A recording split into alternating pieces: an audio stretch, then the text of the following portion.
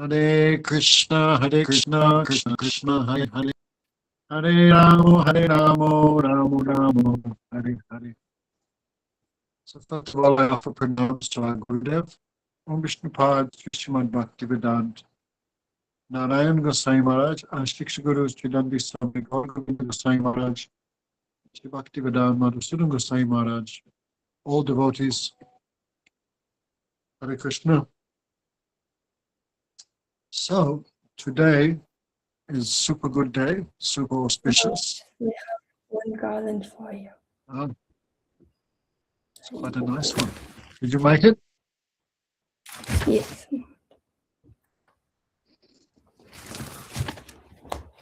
Today is the appearance of a great devotee. His name is Vrindavan Das Thakur. So, Vyas means to expand. Right? Like from a center point, you expand and you, I forgot my primary mathematics, but from a center point, you expand and you draw us like a compass, no? What's that? What's the circle around a point called? That's the radius, isn't it? Circumference. Or is that diameter? Circumference. It's the circumference. Circumference, yeah. Circumference. What's diameter? That's It's the from one space point of the across. circle through the center point to the other. Yeah.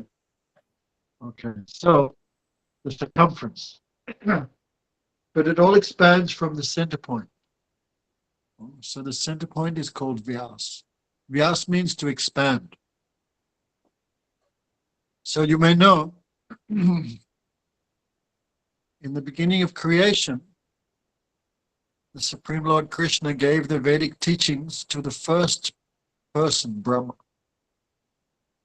Brahma absorbed these instructions by listening. Then by cultivating and practicing those instructions, what he realized? He spoke the same thing that was given by the Supreme Lord to him, the same thing he spoke to his disciples.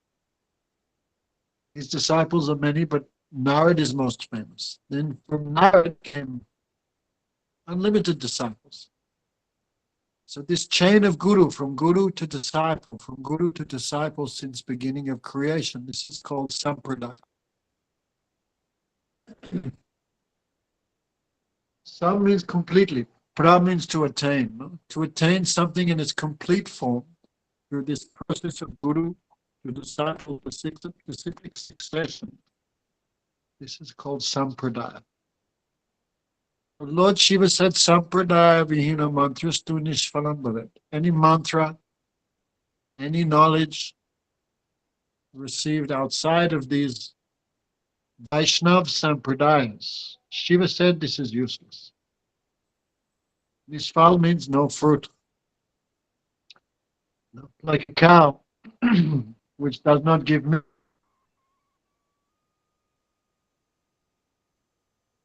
milk. You still have to work hard to feed it, collect the cow dung, right, brush her. But she gives milk, so no benefit. Just the only result is hard labor. So one who receives any religious instructions, any mantra, anything, but this is outside of the Vaishnav Sampradaya.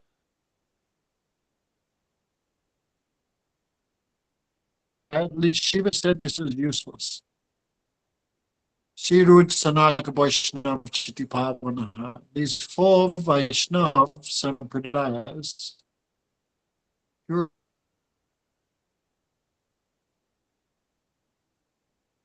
the.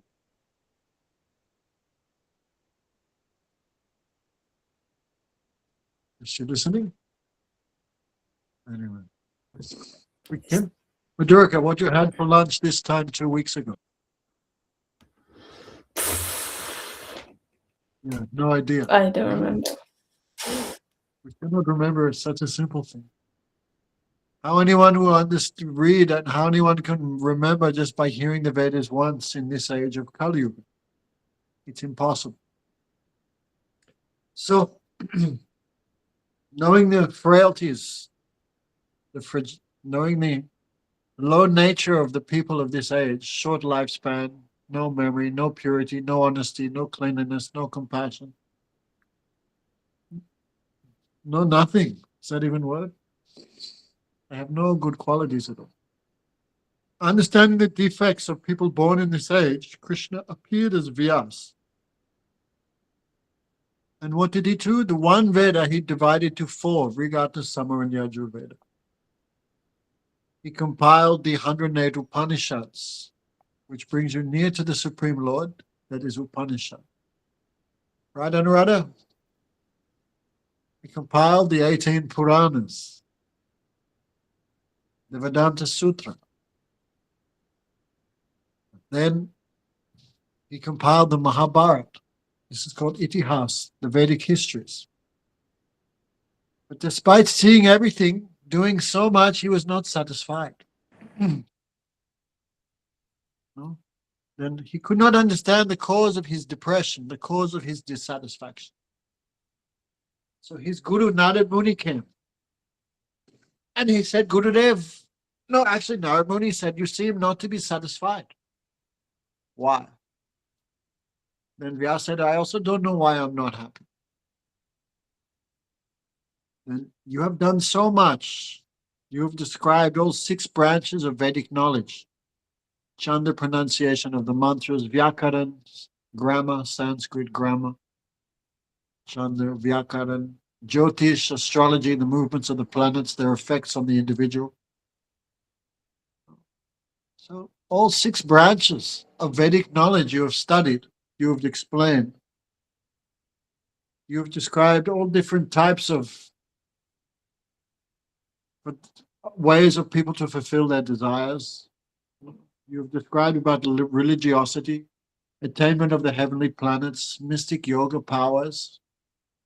But you have not clearly described what is the ultimate goal of life. You have described so much about attainment of material things, how to fulfill material desires, but you have not talked about the attainment of the perfected souls who have no desires. What is their goal? What is their meditation? So Nayad Vachas Chittavanam Hariyaso Jagat Pavitram Praganata Kadachit. You have not clearly described the activities of Krishna. Krishna is mentioned along with everyone else, but it's not clear. Like gold is in sand, but who will find it? So Narad Muni said, you have written so much about materialistic affairs, materialistic attainment. Madhavi is still alive. How strange. So you should write another scripture which only talks about devotion to Krishna, the glories of Krishna. So Narad Muni blessed him. Then in his Bhakti Yoga Samadhi, what did he see? Yo samohito jivam atmanam trigunatmakam paropeyanatam chatkritam chapipadyate. He saw some souls have turned away from Krishna. They have forgotten him. They have neglected him. And they have come to this material world of birth, death, old age, and disease. You know? Being covered by ignorance, they think this material body is me. I'm Madhavi, I'm from Ukraine. Instead of thinking I'm the eternal soul. The only medicine, the only remedy to remove that ignorance is devotion to Krishna. So Vyas then wrote another scripture that is called the Bhagavatam. The Bhagavatam have no touch of materialistic topics. Like a mango with no skin and no seed. You cannot eat a skin or seed of mango. So the Bhagavatam is like that. A mango with no skin and no seed. Nothing superfluous, nothing extraneous, nothing useless. Krishna Bhakti Rasa Sarup Sri Bhagavata. Only one topic in the beginning, middle, and end.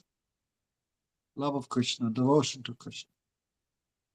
So Vyas then compiled the Srimad Bhagavatam, which clearly describes the pastimes of all the incarnations, but especially the pastimes of Radha, Krishna, and Vrindavan, their intent camp. So Vyas means to expand, who expands knowledge of Krishna in this material world. So that same Vyasadeva, he appeared 520 years ago today. What's his name, Madhavi? She ran away. Vrindavan Das Thakur. So he is very wonderful. He wrote about all the pastimes of the incarnation in this age of Kali called Chaitanya Mahaprabhu. Parajoti, have you heard of him? Chaitanya Dev, Gaur Sundar, Sachinanda. You know anything about him? Not very much, but I know of him. Beat your head against a stone. You must get some literature, start to read about him. Yeah. Because he is the incarnation of this age. He showed how to achieve perfection in this age. You know? Just like when you come to Australia, only Australian dollars work. You cannot use American dollars or Indian rupees. In Australia, only Australian dollars work. So what I mean to say is, in Kali Yuga, what knowledge will work? Only knowledge given by the incarnation who appears in this age. Kali Yuga Pavanavatari Sri Chaitanya Mahaprabhu. So he has expanded all the pastimes of Lord Chaitanya. Especially, he has written one book called Chaitanya Bhagavat. Okay, good to see you, Madhavi. Not useless Madhi from Ukraine, the other good one. So, he has written Chaitanya Bhagavat. Everyone must read that book. Parajoti, if you read that, you'll become mad. So sweet, so beautiful. So, his mother is very famous. Actually, Vrindavan Das Thakur never, we know the name of his father, but it's not considered so much important because his mother was a great devotee. So his mother's name was Narayani. She was the niece of the great devotee Srivas Thakur. So Chaitanya Mahaprabhu spent 24 years in Navadvip. 6 years he traveled all around India, and 18 years he spent in Jagannath Puri. But especially these pastimes in Navadvip, so confidential, so wonderful. Because Lord Chaitanya, he's God, he's Krishna, but nobody knew. He kept it hidden. Well, that is his Leela, his pastimes. No one can know him unless he's revealed. Just like nighttime, you cannot see the sun, but sun is there. Because no sunlight, we cannot see the sun, even though it's always present. So without the desire of the Lord, no one can understand him, even if he's there right in front of you. You cannot understand him without his mercy. So Lord Chaitanya did his all pastimes in a hidden way for the first 23 years. Then he went to his father, Jagannath Mishra, left this world. Then, of course, he's God, so no need, but to give instructions, Lord Chaitanya went to the holy place called Gaya. To perform oblations, offering, like in China, Japan, they also offer, also all throughout Africa, they offer to their departed ancestors. All ancient religions do that, all ancient cultures, the Celts, the Mayans, the Aztecs, everyone does except anyway, so-called Christians. So anyway, that's another point. So when he went to Gaya, there is one footprint of Lord Vishnu. Since millions of years, people are worshipping that foot. Has anyone been there? I have been. There you can see the foot of Vishnu in the middle of the temple, huge. One demon, anyway, it's a long story, he tried to get up and Lord Vishnu pushed him down with his foot.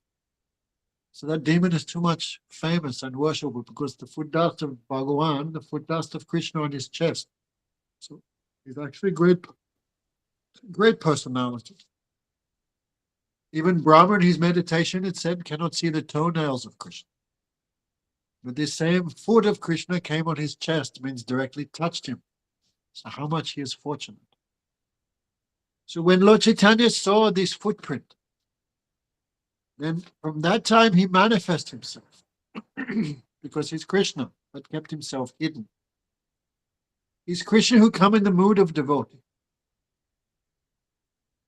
We are studying Bhagavad Gita. You see, Krishna gives many instructions.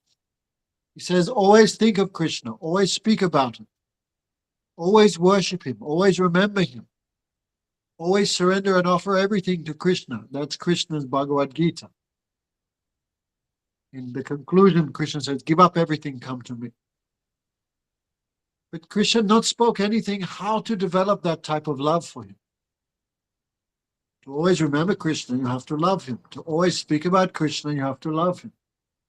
To always be fully surrendered to him, you have to have affection for him. But how to develop that affection? Krishna not spoke anything in Bhagavad Gita. No example, only theory. So thinking this, Krishna said, I have to come again. Especially in this age, there's so much deception, so much cheating. Especially in spiritual life. People passing off half-baked knowledge, people giving so much just to make money or some fame, or people teaching religious processes. So Krishna thought, Bande Krishnam Jagat Guru. All the scriptures say Krishna is the original Guru, the topmost spiritual master of all. So Guru means who gives perfect example. So Krishna came again, this time as devotee, to show the world, be like this. So when Krishna wants to be a devotee, no one can be greater the devotee of Krishna than Chaitanya Mahaprabhu. Because God means unlimited, no one can surpass him in anything. So when he gives example, that example will be spotless, perfect, the ultimate. No one can be the same as him. How anyone can be greater than him? So when he saw these feet of Krishna on the stone, that his body began shaking. Hairs of his body stood on end. Tears flowed from his eyes like rivers. We cannot imagine, like rivers. His voice choked, and he began to sing. No? These are the same lotus feet. Lakshmi always keeps on her lap. And we see the goddess of fortune. She's always massaging Vishnu's feet. She's the goddess of fortune, but her greatest treasure is the feet of Krishna. She never gives them up for a second. These are the same feet that Brahma and Shiva always meditate upon. These are the same feet that walk behind the cows in Vrindavan. Like this, he began speaking. So there was one great saint, his name was Ishwapuri. He was watching this. He could understand such ecstatic displays of love of Krishna is impossible for anyone except Krishna himself. Only God can possess this type of love. So Lord Chaitanya, to teach us, everyone have to take initiation from a bona fide Vaishnava Guru. Chaitanya Mahaprabhu took initiation from him. And that time he received the Gopal mantra, and this Hare Krishna, Krishna Krishna, Hare Hare. Hare Ram, Ram Ram, Hare Hare.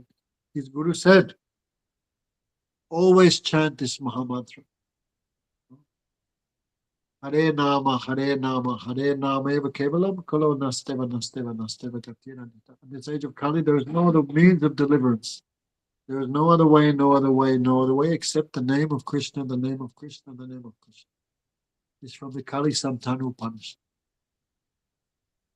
So to show the glories of taking initiation from bona fide Guru, to show the glories of association with Vaishnavas, with devotees, Chaitanya Mahaprabhu fully changed. Means he fully manifested himself. It's like fire is in wood, but at the correct time it manifests. So when he came back from Gaya, he was fully changed, fully transformed. He would not speak any one moment, he would not rest, he would not stay one moment without the name of Krishna. He would not speak anything unconnected with Krishna. Anything he saw, he'd become in ecstasy. He see a black cloud, this is Krishna. He would see a black cuckoo, this is Krishna. My life is perfect. So he said when Lord Chaitanya would chant, people could hear him from 8 miles away. 8 miles. That is how loudly he would chant. And he would chant continuously 24 hours a day. So many people, they could not understand how he changed so much. Of course, before he's not ordinary, but still. How he changed, he must have, some people thinking he must be mad. He must have gone mad. Some derangement, some, in Ayurveda they say, but this air element in the body go to the head and people become mad. So many people were saying, why is he always dancing? Why sometimes he would weep for hours? Kahajao Prananath Murli Vanda. Where is Krishna, my life and soul, who always plays the flute? Kahajao Kahapao Brajen. Where can I go? How can I meet Krishna, the son of Nanda? Without meeting him, my heart is breaking to millions of pieces. Brajendra Napai Fatimorabu. My heart is shattering like a broken glass into millions of pieces without Krishna. Like day and night, he would be in these ecstasies of meeting Krishna and separation from Krishna. So many people were saying he is mad, he is mad. They could not explain any other way. Then the great devotee Srivas came. Because all Navadvip heard Nimai has become crazy. Everyone came to see him because he was the life and soul of everyone in this city of Navadvip. Because they didn't know he is Krishna, but everyone, the same attraction that people felt for Krishna, the same attraction they felt for him. But they could not know who he is. So they asked. So Srivas Thakur was so learned Brahmin, so high class. He was like the guru of all devotees there. So Mother Sachi called him. Then Mother Sachi asked, and Nimai Pandit himself asked, is it true, Srivas? People are saying I'm mad. Is it true? Then Srivas smiled. Oh, no, you are not mad. You have no disease. No. But this disease you have, everyone who does not want this disease of love of Krishna. Brahma also crying, when I can get this taste of love of Krishna. Shivji also weeping, when I can taste this love of Krishna. So this disease everybody wants. I also want. So no, you are not mad, you are not diseased, this is love of Krishna. Then Chaitanya Mahaprabhu became so happy. Why? One reason, at least one person in this world knows what is love of Krishna. And externally he said, oh Srivas, you saved my life. If I had known, if you had also said I was mad, then I would go in the Ganga and commit suicide. So you saved my life. Like so Srivas, very important. But Srivas also could not understand that Krishna had appeared. So he was worshipping. He was worshipping one incarnation of Krishna called Nrsingadev. Nrsingadev always protects the devotees. He removes their obstacle. So Srivas was under a lot of pressure from the Muslims.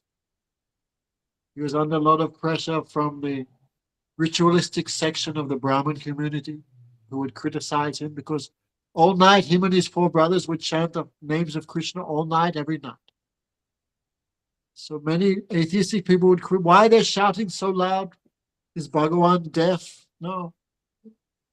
Bhagavan is everywhere. Why just shouting?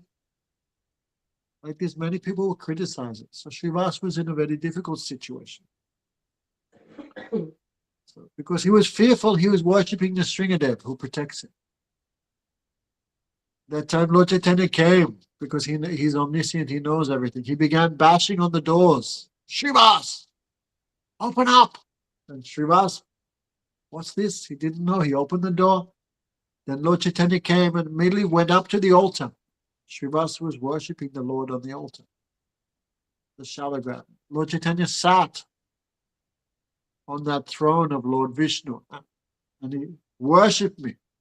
And he showed Srivas his four-handed form of being Narayan. Then the two-handed form of being Krishna. Many, many forms he showed him one after the other. I'm very pleased with your sincerity, worship. So Srivas, with choked voice, he worshipped Lord Chaitanya directly. He called his family members who all came running. They also worshipped.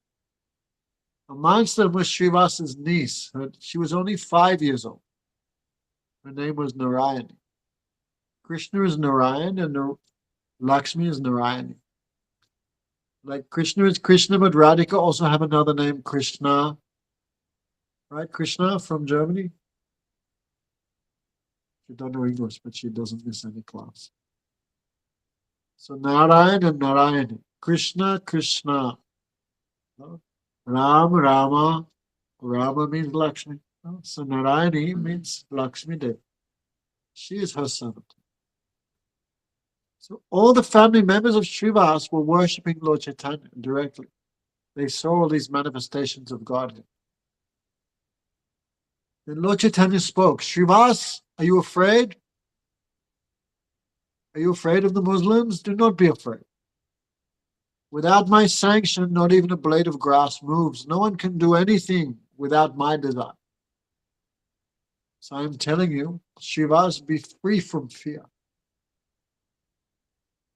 Then Lord Chaitanya came in another mood. He said, who are these Muslims anyway? Before me, they cannot do anything. They are useless. Then Lord Chaitanya said, do not fear, Srivas. I will go to the Muslim king. That time, Bengal was controlled by Hussein Shah. He was the king of, he was Muslim, of course, and king of Bengal. So Mahaprabhu said, I will personally go to the court of Hussein Shah, and I will say, hey, you bring all your mullahs, your sheikhs, mullah, sheikh, what else is there? Your qazis, bring all your scholars, everyone you bring. And I will challenge them. Can you make the trees weep for love of Krishna? Can you make the birds, the bees, the insects, the dogs, can you make them weep for Krishna? Can you make the stones weep in love of Krishna? Only I have that power. Then Lord Chaitanya pointed to this small girl. She was only 5 years old. Just see Srivas. And he said, Narayani, chant the name of Krishna. And that small girl, only 5 years old, with choked voice and tears flowing from her eyes, the hairs of her body standing on, dancing in ecstasy, she also began Hare Krishna, Krishna Krishna, Hare Hare, Hare Ram, Ram Ram, Hare. Not like us, we are chanting with no feeling. Heart is not melting, tears are not flowing from the eyes. But this young girl, Narayani, was displaying all the symptoms of love of Krishna in her body, directly in front of everyone. So actually, this little girl, Narayani, she was the first person Lord Chaitanya gave, you can think, gave prema to. So that same Narayani, she gave birth to the great devotee Vrindavan Das Thakur. Therefore, you see in all the writings of Vrindavan Das Thakur, he not mentioned his father's name. But he too much mentioned his mother, because mother is such a great devotee. Okay, Navina, still awake? You're going to listen to a class, you might as well stay awake for it. Right? So today, back to Bhagavad Gita. So,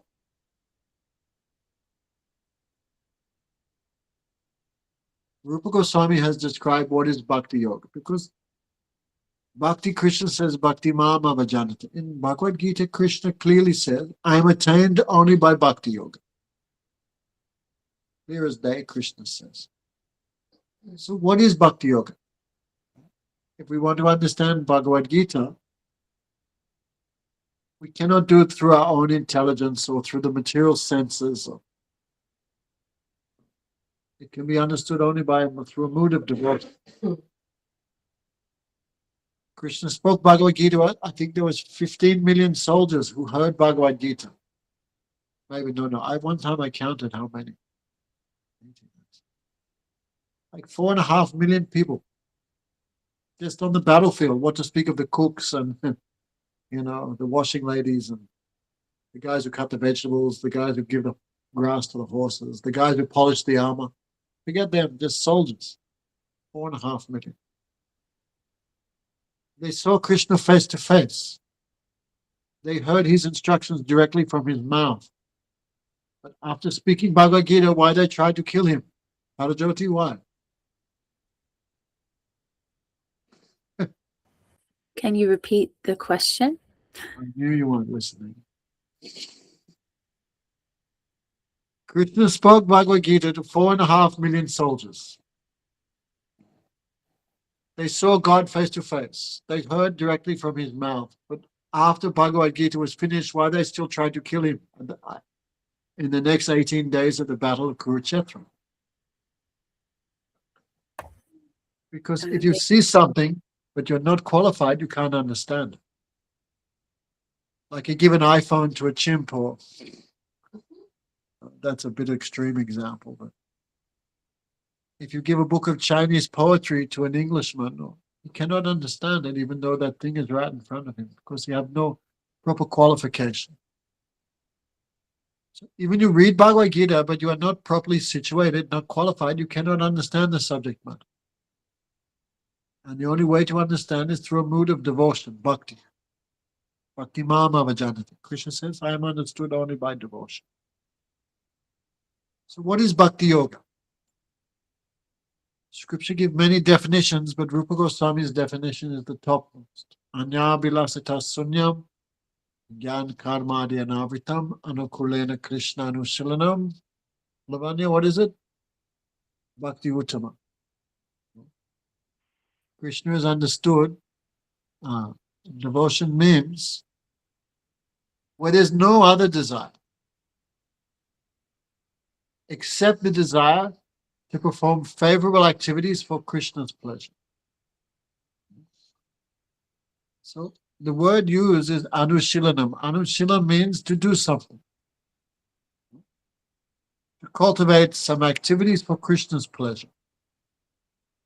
Like when we're listening music, the musician is doing anushilanam. He's doing some activity to give happiness to the material audience.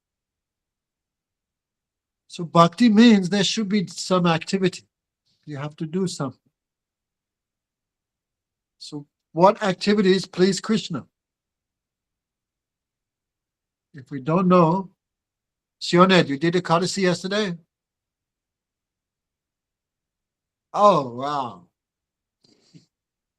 Good for you. So yesterday you did something for Krishna's happiness, right? How you feel?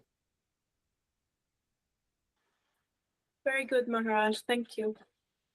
Okay. If you do something for Krishna and Krishna is pleased, you will feel ecstasy automatically. You will feel happiness.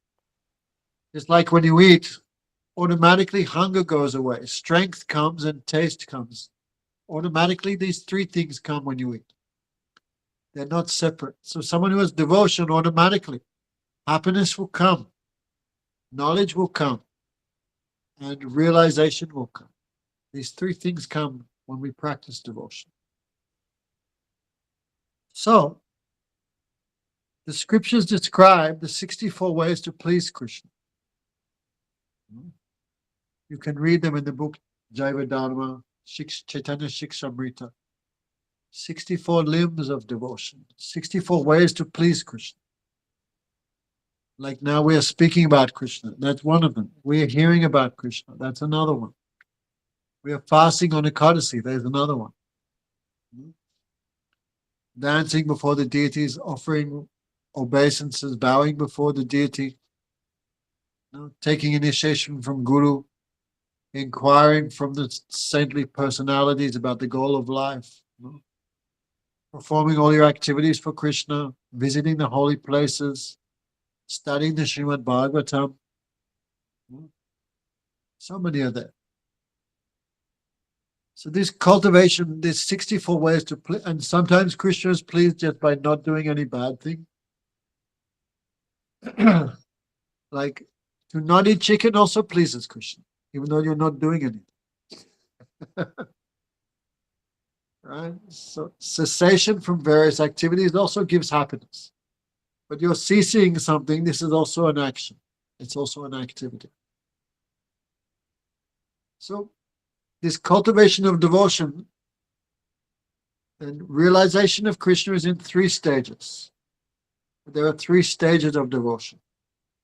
like on the first night of marriage, then baby is given to the wife. All right, that's beginning stage.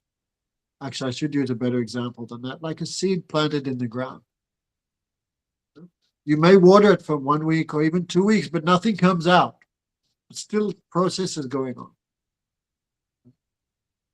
So devotion has 3 stages. Uttam Bhakti has 3 stages. Sadhan Bhakti, Bhav Bhakti, and Prema Bhakti.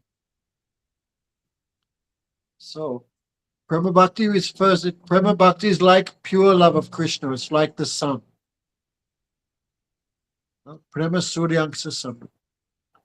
Pure love of Krishna, like felt by the gopis, like felt by Krishna's mother and father, Krishna's friends. It's like the sun, unlimited, always increasing. That is called Prema, the fully mature stage of love of Krishna. So that is the final stage. And just like imagine one ray of that sun touches the heart, that is called Bhav. And the first stage is called Sadhan. So Sadhan is the first stage, Bhav is the second stage of realization, and Prema is the third stage. So to attain maturity in one's spiritual emotions towards Krishna, that stage is called sadhan. Sadhan means by force you are engaging your senses in the service of Krishna. Because no natural feelings have awoken yet.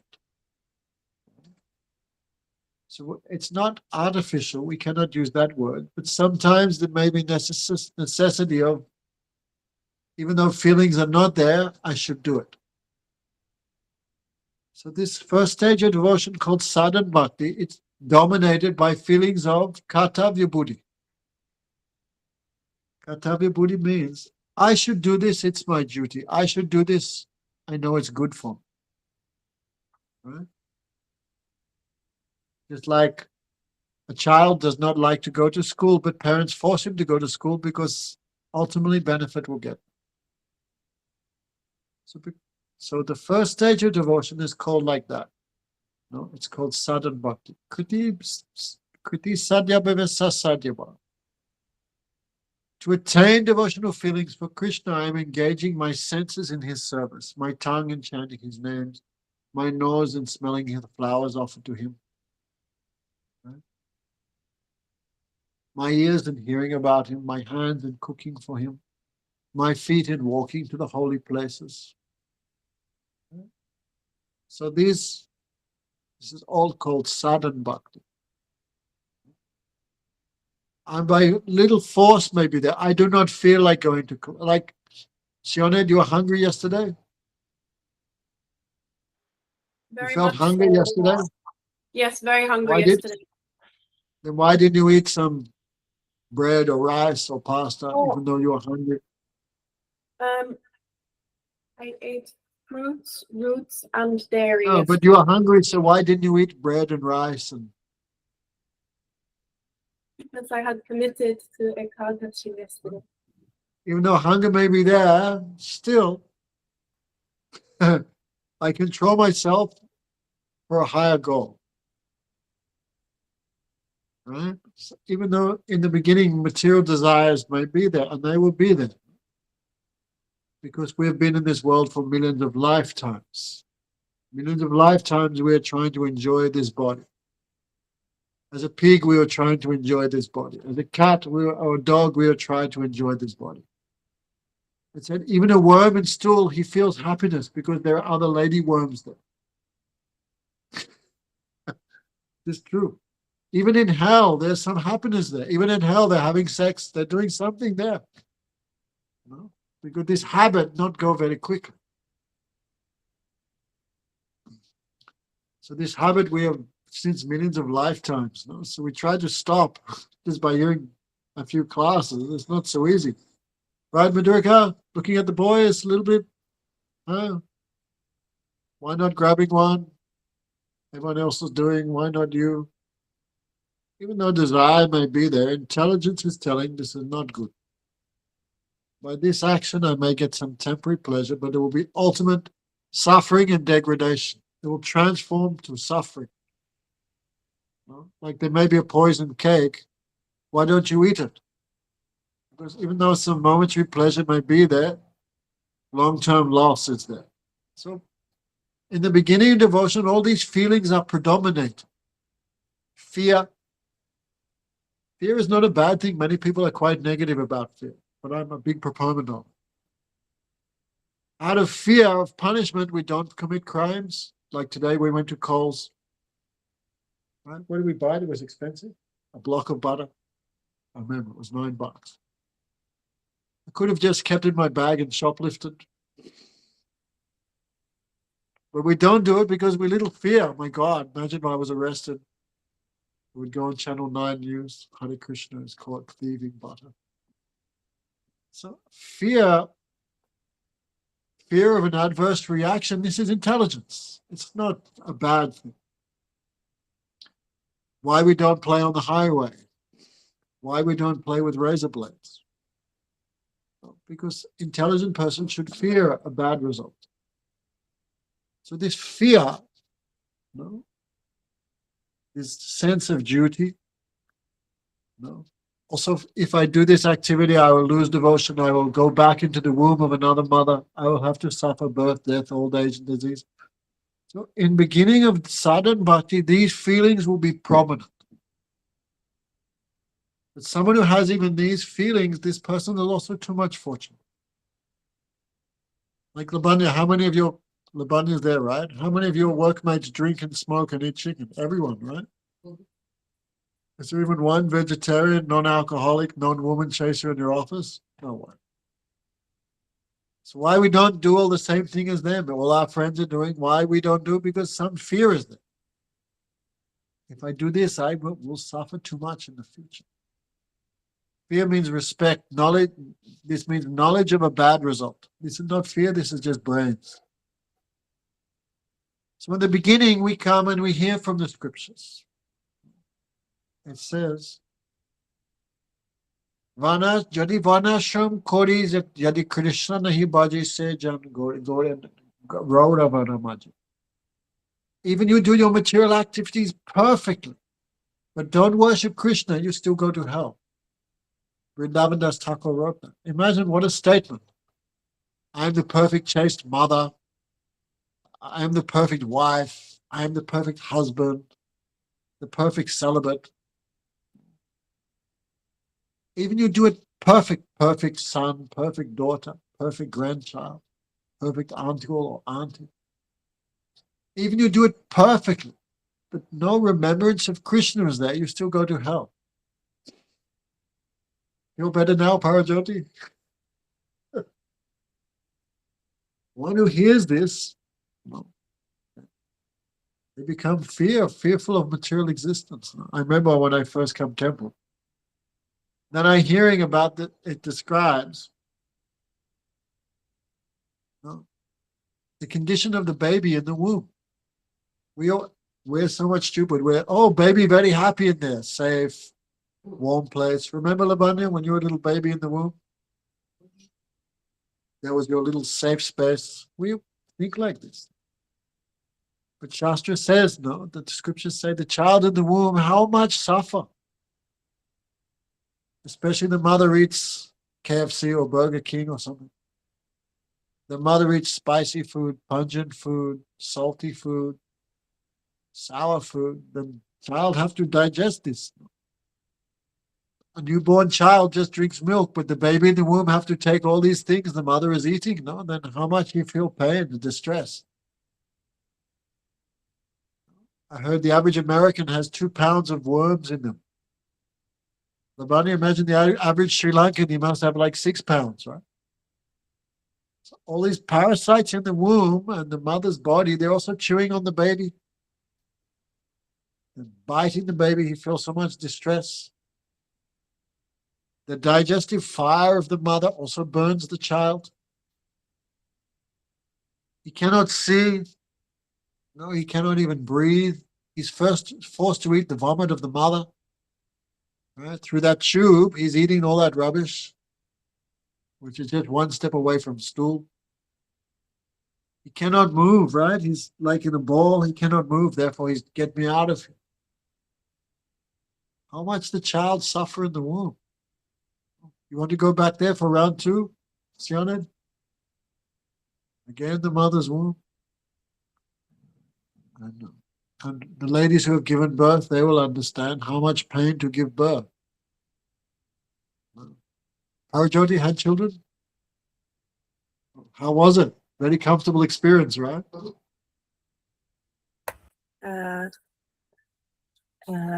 Yes, it's hard to describe, really. Must be incredibly painful. Uh, How much more painful for the child? Imagine, no one talk about when the baby's born. I heard the child's head is like a cone shape, right? I don't know, I not saw, but I heard. Because so much pressure from birth, the child's head is like squished into a cone. That's why when the child's born, they have that little hole in their head. So the skull comes back to normal. Imagine the pain for the child taking birth. And then when he's born, he cannot even speak. So that's why he's always crying. Colic, digestive pain, tooth pain, child always weeping.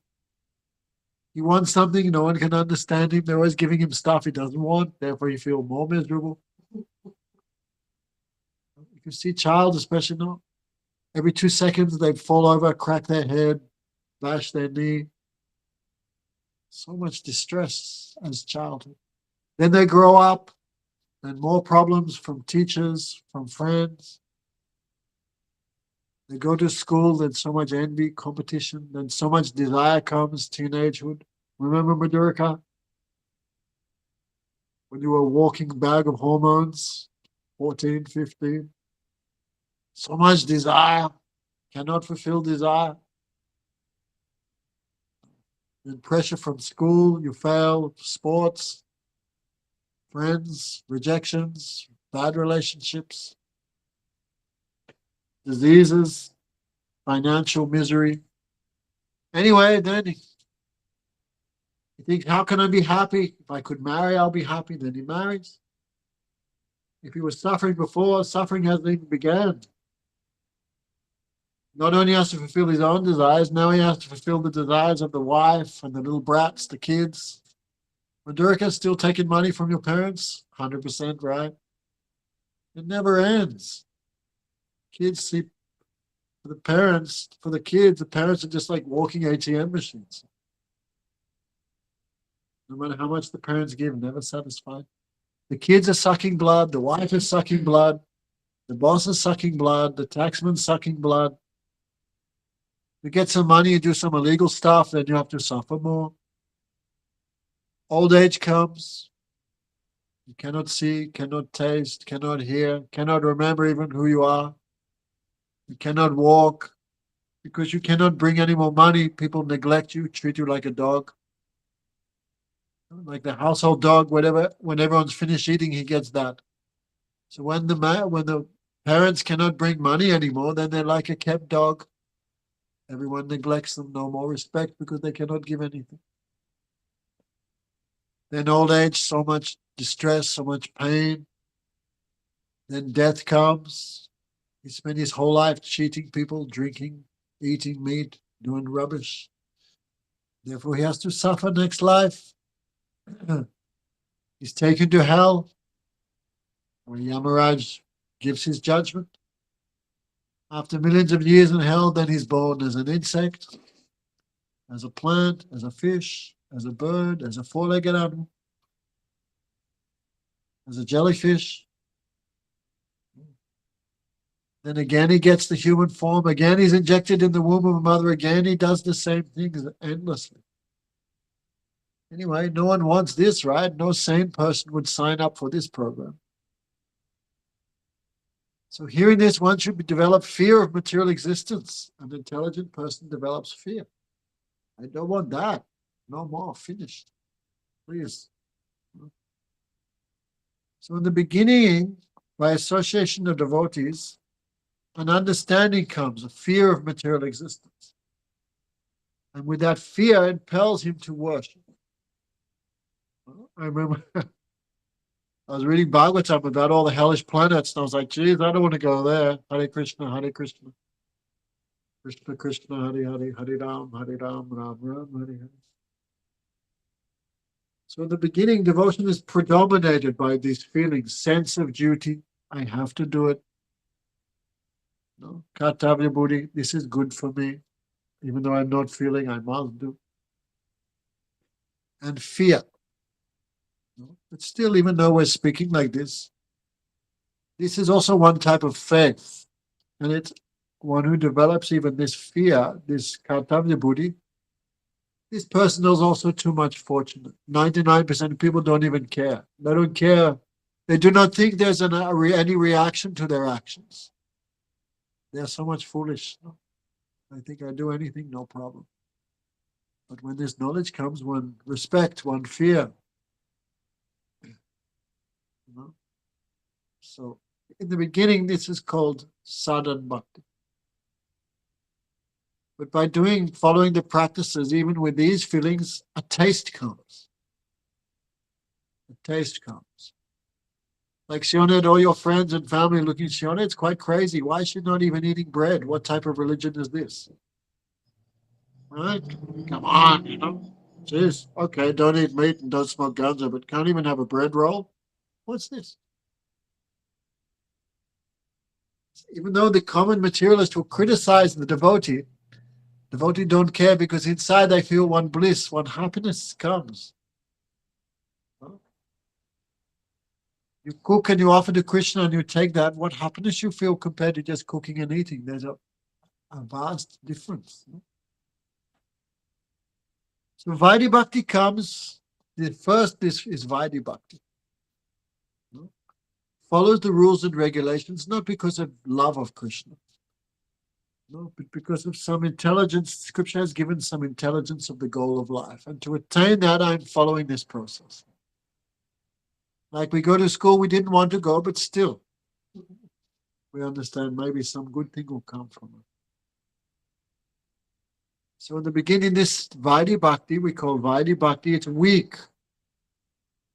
Because anything impelled by fear or sense of duty, like there's a big difference between duty and love. Right, Madhavi? A wife may serve her husband out of a sense of duty, but it's not the same as serving with affection. Like you look after someone else's children, it's a duty. Bad example, but still. But looking after your own children is a different thing. But one who follows this Vaidhi Bhakti carefully, then they attract the mercy of Krishna. Well, Krishna sees this. And Krishna gives feelings. Krishna gives realization. Krishna, Gurudev would say, Krishna is not a stone, he is very kind. So much merciful. When he sees we are endeavoring, then he gives us something. So when devotion is performed with feelings, that is called Raganuga Bhakti. So etu sadhan bhakti duitu prakar ek vidhi bhakti Raganuga ar. So this sadhan, the first stage of devotion, is two branches. The first is rules and regulations. This is called vidhi bhakti. That will mature to the second stage of Vaidhi Bhakti, the second stage of sadhana called Rag. One does full of feelings for Krishna. That time you don't care what scriptures say or don't say. You will never give up Krishna for a moment because so much taste, so much relationship. So this first stage of devotion will have to develop, will have to begin. Shona, you booked your ticket to India yet? Saving any money? Have you saved anything? Huh? Beg, borrow, steal. You must come in November. Okay? Okay. So anyway, so sadhana bhakti. So this sadhana bhakti is the first stage of devotion. It gives two results. Kleshagni Subhana. One who's doing the first stage of devotion, they'll have no more disturbance in their lives. We're saying, oh, I have this problem, I have that problem. Guru might say they've not even begun the first stage of devotion. Millions of problems will still be there, but the devotee is not disturbed by them. Millions of obstacles are always present. The devotee feels a happiness, they don't care. So, klesha, especially there are 5 types of klesh. Maybe next week we can discuss what are the 5 things which are destroyed in the first stage of devotion. Like, just to give you some, rag means too much attachment. Dvesh, too much aversion. I hate this. These both are obstacles to devotion. Too much attachment to something or too much aversion to something, these are both obstacles to bhakti. Devotee is not disgusted by anything. Devotee is not attracted by anything. They're just serving Krishna. So this rag, dvesh, abhinivesh, fully absorbed in material things, this is called abhinivesh. Like I heard a story of Einstein.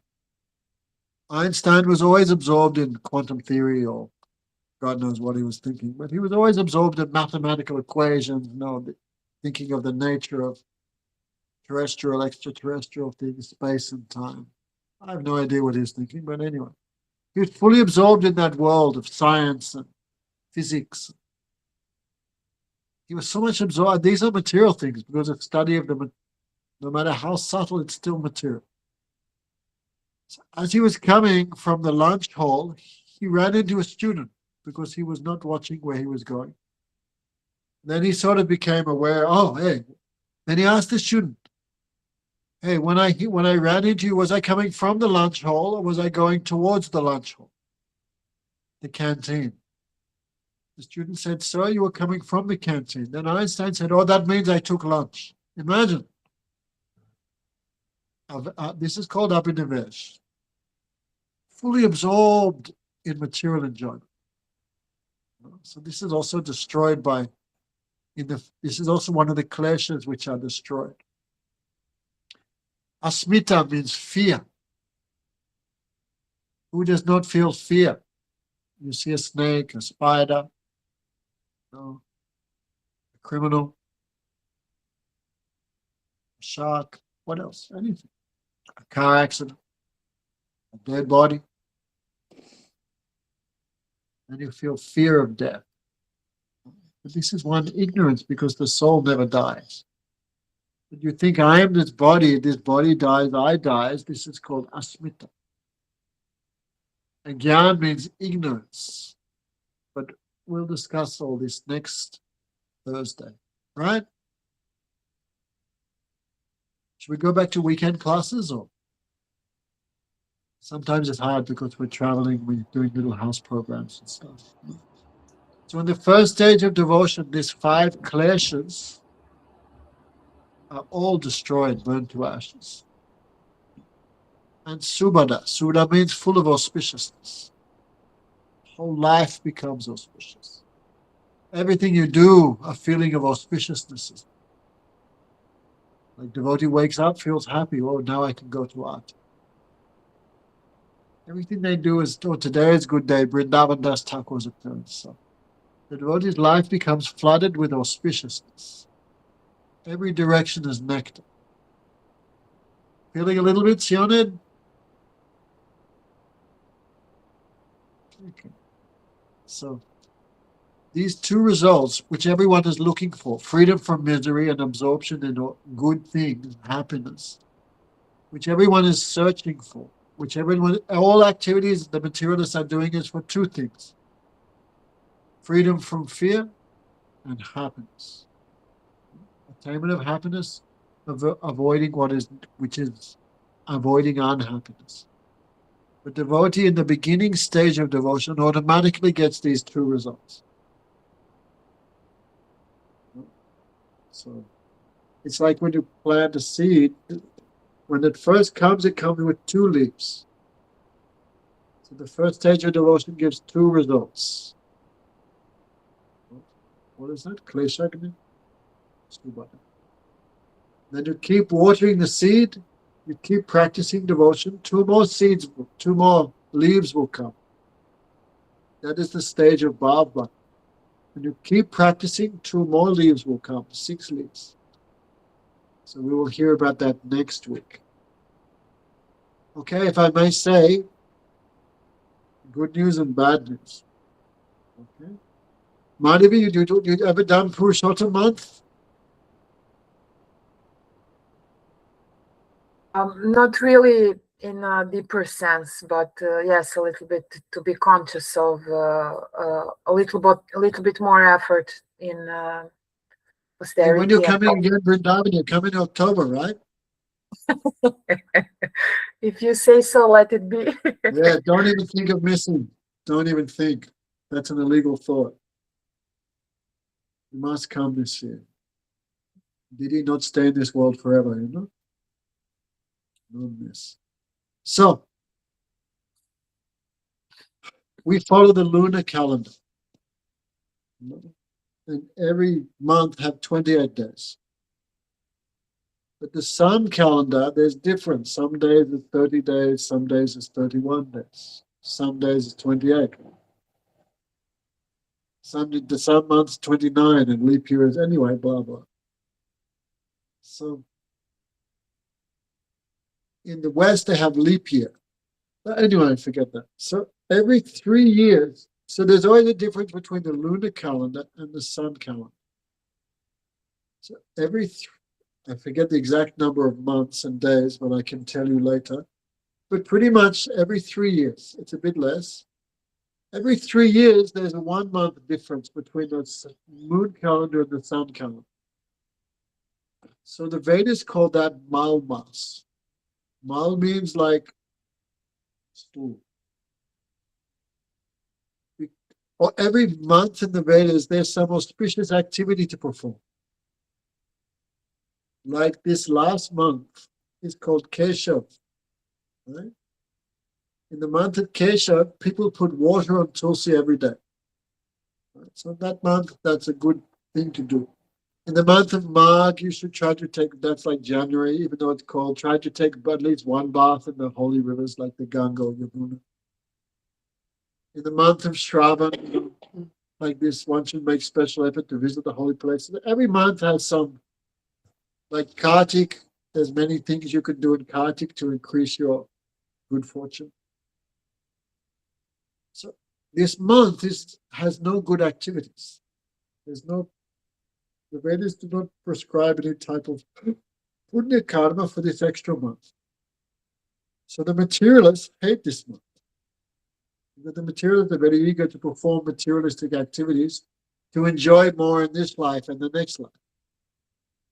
For that reason, they consider this month to be useless. So mal means stool.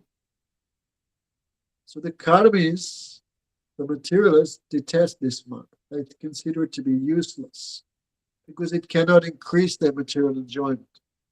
And that is the materialist goal of life, how to enjoy this body.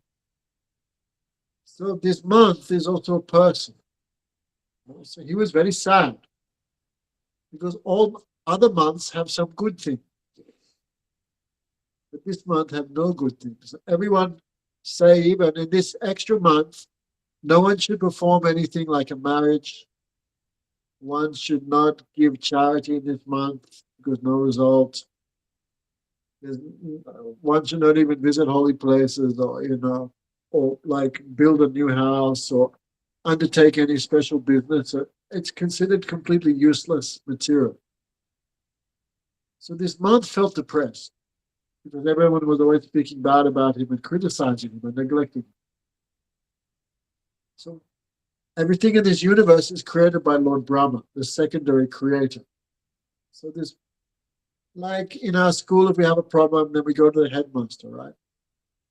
In our office, if there's a problem, we go to the HR or the boss. Or in the army, we go to somewhere, the colonel or something. Everywhere there's a complaints department. Even in your family, right, you go to dad or something. So if there's a problem in the universe, everyone goes to Lord Brahma because he's in charge of the universe. So this month, He went to Lord Brahma and began complaining. You created me because you had made even the divisions of time, which are material, is also your creation. So you made me, I am also your son, your creation. So because of you, everyone hates me, everyone criticizes me, everyone neglects me. So my life is useless. I feel no happiness in existing. So Lord Brahma, he became worried because this is true. He did the creation, so it's his fault. But what to do? Time is already there. No one can stop time. No one can change time, right? When death comes, Madhavi, hang on, just give me 5 minutes. No. No one can stop time. No one. Like today, I won't grow old. No, it's not going to happen. No one can stop it. Time is one power of Krishna. Krishna's creative urge. Krishna's desire, that is time. So Brahma realized, I cannot do anything. It's out of my power. It's like in Australia, we have the states, like New South Wales, Victoria, Queensland, South Australia, West Australia, Northern Territory. So if there's a problem in the state, they approach the federal government. Must be same in England, right? There's a federal government. And so if there's some problem in the universe that even Brahma cannot solve, it's out of his power, out of his jurisdiction. He goes to the head office. Head office means Vishnu. Because there are millions and billions of universes. Each universe has a head, a controller. That's called Lord Brahma. Lord Brahma is a position, not a person. But all the universes come from one person, that's Vishnu. So if any Brahma has a problem in his universe which he cannot solve, he goes, they approach Vishnu. Like 5,200 years ago, there were so many demons on this planet, on the earth planet, so powerful. Even Brahma and Shiva could not kill them. They were so powerful. So what did he do? He went to Lord Vishnu and he complained there. He prayed there. So Lord Brahma took this month with him, Mal month, and he went to see Lord Vishnu. And he explained the situation. Oh, Lord Vishnu, you are like the Shakshi, the witness of the universe. You are the maintainer of the creation. You maintain millions of Brahmas, millions of Shivas. So, but this problem has come. Then Vishnu solves everything because he's fully independent. But even Lord Vishnu began scratching his head. What is this? This is like inconceivable. Even God, Vishnu, could not solve this problem. So what did he do? He said, let's go to the Supreme, the source of even me. No, my cause, my father. No? Because all the other incarnations, like Ram or Nrsimhadev or Parasuram or Vishnu, where they come from? Madhavi from Ukraine, where they come from? Nichivo.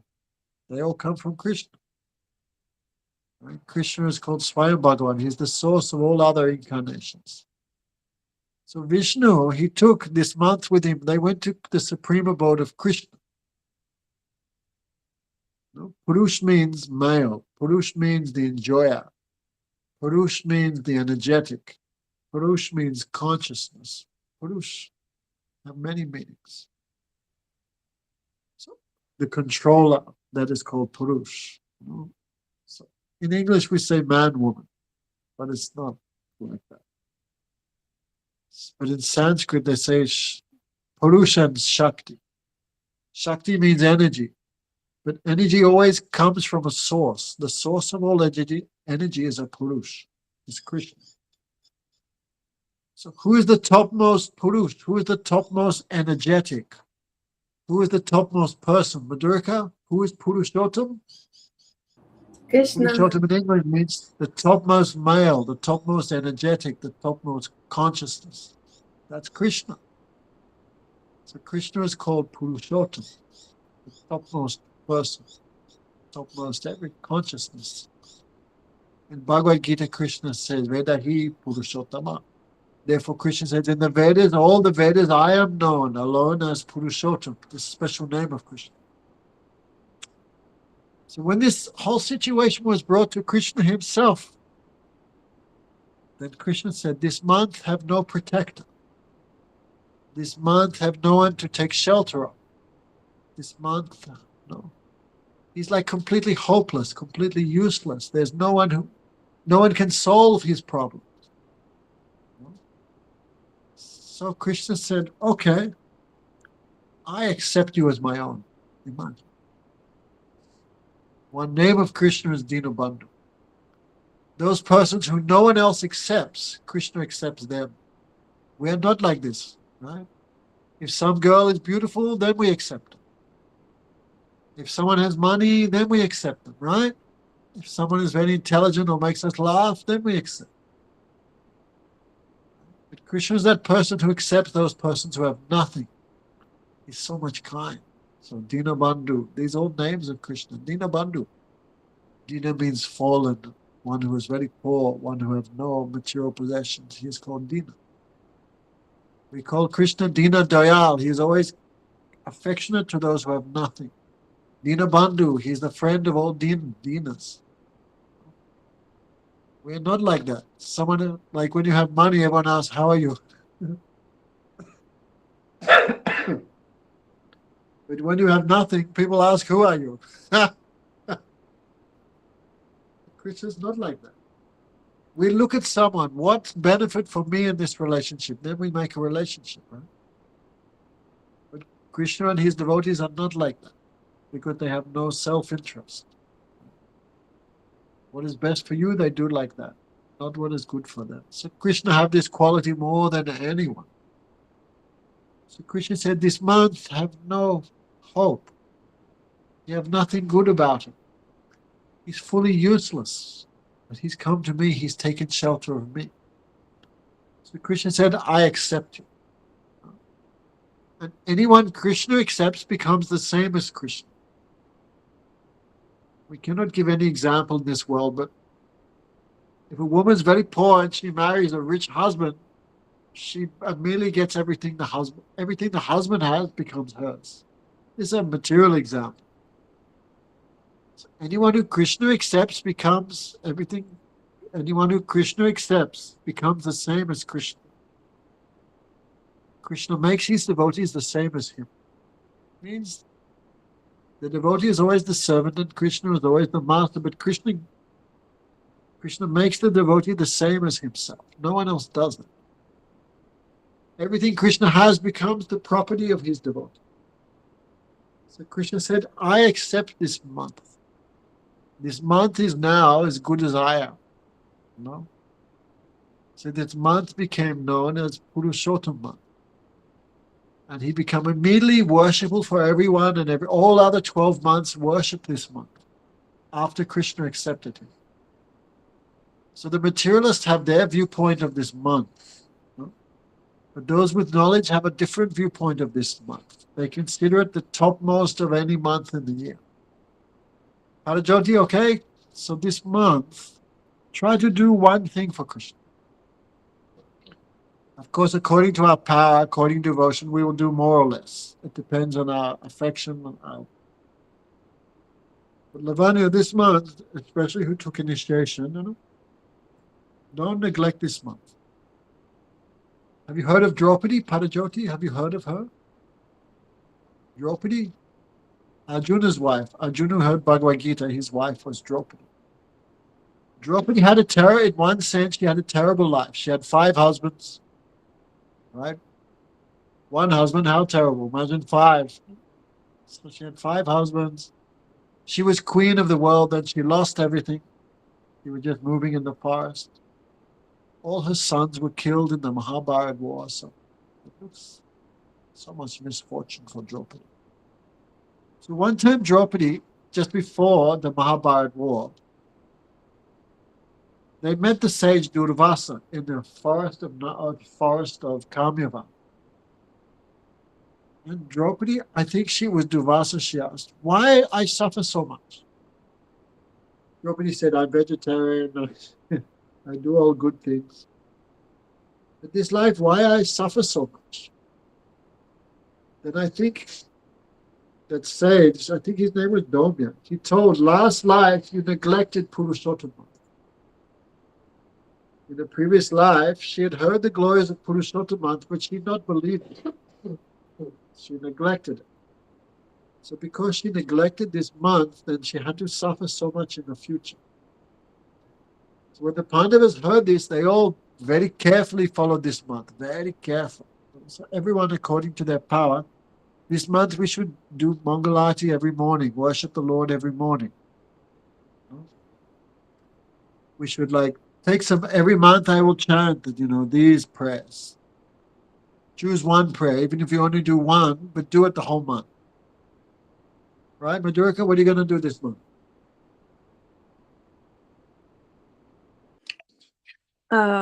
Which song? Which bhajan? Or Yeah, what are you going to do for Purushottama? Tell us. we will meet every morning. We will meet for 6:37. We will do japa. Maybe we can sing one bhajan then. Who's we? Who else is doing it? Shonet, Lavani Krishna, maybe Carlos. Where is Carlos also Srila? I've not seen him many weeks. He's leaving in a couple of weeks to join the army. Oh, no. Why didn't you come to Vrindavan first? I don't know much. He's invited, he knows, but...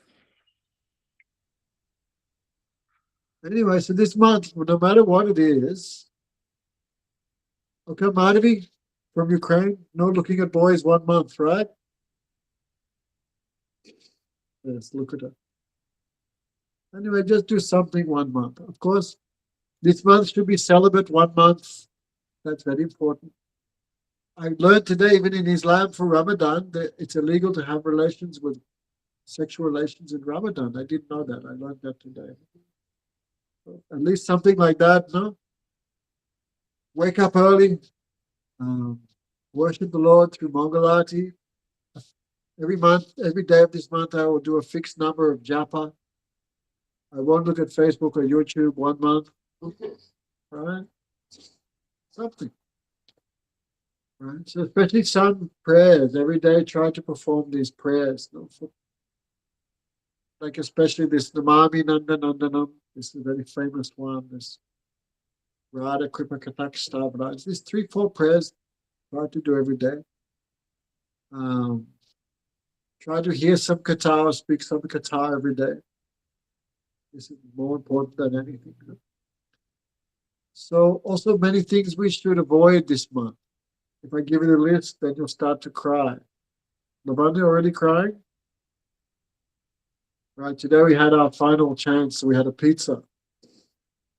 There's many things this month we cannot take.